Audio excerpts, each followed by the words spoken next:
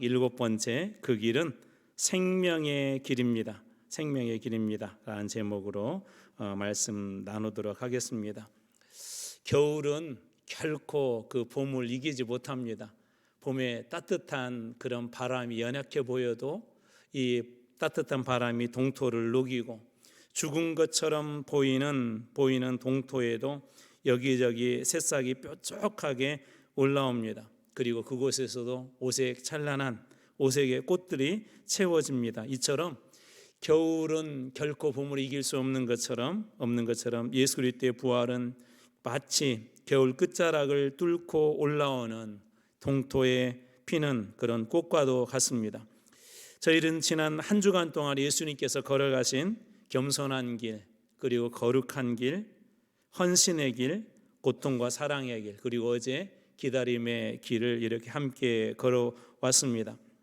그리고 오늘 그 길 끝에서 새롭게 만나게 되는 완전히 새로운 길을 오늘 말씀을 통해서 한번 만나려고 합니다. 부활은 이게 소설과 같은 그런 이야기가 아닙니다. 실제이고 또 완전한 길이 열리는 새로운 그런 창조의 길이기도 합니다. 오늘 우리는 이 부활의 능력을 마태복음 28장을 통해서 새롭게 열린 이 생명의 길을 말씀을 통해서 함께 만나보려고 합니다. 예수님께서 주신 이 부활의 길, 생명의 길, 이 놀라운 은혜들이 여러분들에게도 새롭게 열려서 죽음에서 생명으로, 사망에서 부활로 이어지는 이 축복이 이번 부활절에 특별히 이 새벽에 이곳에 함께 있는 여러분 모두에게 주님의 이름으로 축원합니다. 오늘 본문은 안식일 다음 날, 우리 안식일은 보통 토요일, 정확하게는 금요일 해가 지고 나서 토요일 저녁 해질 때까지가 안식일입니다. 안식일 다음 날, 그러니까 오늘날 우리가 주일로 지키고 있는 이 새벽에, 이 순간에 지금 일어난 장면인데요. 동틀 무렵에 막달라 마리아와 오늘 본문에 보면 또 다른 그런 마리아가 무덤을 찾아가는 장면으로 이 말씀이 시작되어집니다. 그녀들은 아마도 눈물 속에서 향품을 들고 예수님의 마지막 흔적을 이렇게 붙잡으려고 했던 것 같습니다. 그러나 그들이 마주한 것은 닫힌 돌무덤이 아니라 열린 빈 무덤이었습니다. 더군다나 그 무덤은 로마의 군인들이 지키고 있었고 거대한 이렇게 돌로 막혀 있었죠. 그런데 그 돌이 움직이기 시작합니다. 오늘 말씀이 2절입니다. 큰 지진이 나며 주의 천사가 하늘로부터 내려와 돌을 굴려내고 그 위에 앉았는데, 여기에 중요한 그런 말씀이 몇 가지가 있는데, 큰 지진이 났다는 것, 어떤 신적인 특별한 일들이 일어났다는 거예요. 그러니까 이 일들이 그 어떤 자연적인 현상이 아니라 성경에서 이런 큰 지진은 신적인 어떤 임재, 신적인 현상 때 일어나는 일입니다. 그러니까 무엇인가 하나님의 일들이 있다는 것이죠. 그때 주의 천사가 하늘로부터 내려와 그 다음에 중요한 말씀이 이렇게 이어집니다. 돌을 굴려내고, 여기 돌을 굴려낸다는 말이 완전히 치워버린다, 완전히 제거하다는 그런 뜻이 있습니다. 다시 말해서 하나님께서 무덤을 열어서 그곳에 계신 예수님의 죽음, 예수님의 시체를 보여주려고 하시는 것이 아니라 주님께서는 죽음이라는 절대 권세를 완전히 치워버린 그 장면을 보여주고 실제 하신 부활의 역사를 이 새벽 처음으로 주님이 계신 곳을 방문한 여인들에게 보여주고 싶었던 것입니다. 그 순간 로마의 병사들은 어떻게 되었을까요? 오늘 말씀의 4절 말씀입니다. 지키던 자들이, 여기에는 그 병사들인데, 그를 무서워하여 떨며 죽은 사람과 같이 되었다. 그 문을 아주 굳세게, 우리 어제 보았던 것처럼 그 문을 굳게 이렇게 지키고 있었던, 3일 동안 끔찍도 않았던 그 군인들이 오늘 말씀에는 그를 두려워하여서 떨며 죽은 사람과 같이 되었다라고 그렇게 이야기합니다. 세상에서 가장 강력한 권력 앞에서도 두려워하지 않았던 군인들이 하나님의 임재 앞에서 죽은 자처럼 그렇게 엎드려 있는 것입니다. 사랑하는 성도 여러분, 오늘 우리의 삶 속에도 무거운 돌들이 있어요. 움직이기 힘든, 내 인생의 무덤으로 만들어버린, 움직일 수 없는 그런 돌들이 있습니다. 그것은 죄의 돌일 수도 있고, 어떤 사람에게는 실패의 돌일 수도 있고, 어떤 사람에게는 실망에 돌릴 수도 있고 혹은 육신의 연약함 때문에 병듦에 돌릴 수도 있습니다. 그런데 오늘 주님은 뭐라고 말씀하시냐면 우리의 인생의 무덤 같은 그런 돌들도 우리 하나님께서 다 치울 수 있는 분이다, 그렇게 말씀하십니다. 죽음의 문도 생명의 문으로 바꾸신 우리 주님이라면 이와 같은 능력이 충분히 있는 걸 여러분 믿으시기 바랍니다.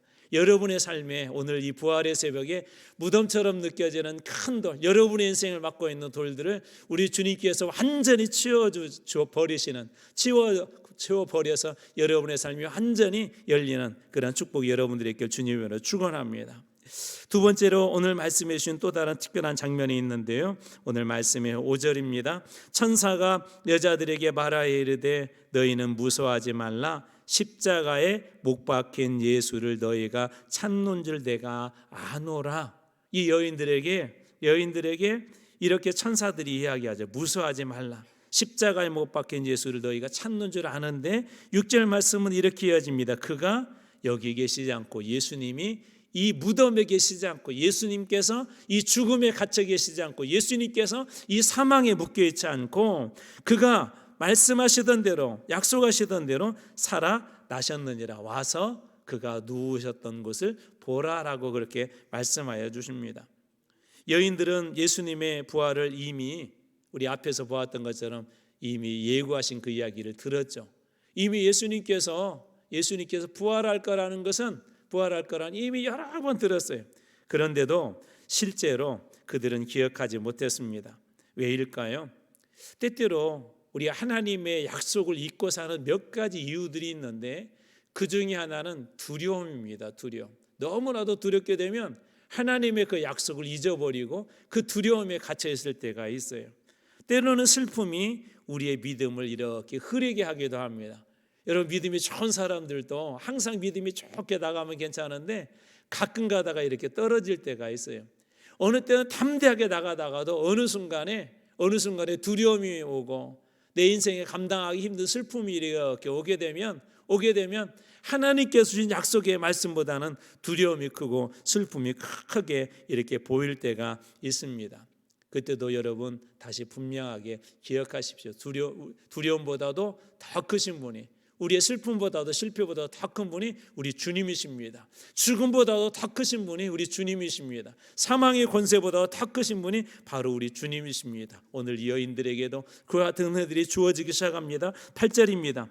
그 여자들이 무서움과 큰 기쁨으로 빨리 무덤을 떠나 이제 더 이상 무덤에 있는 예수 그리스도를 보려고 하는 존재가 아니라 이제 부활을 제자들에게 알리려고 다름질했다. 큰 기쁨으로 빨리 다름질했다라고 그렇게 이야기합니다.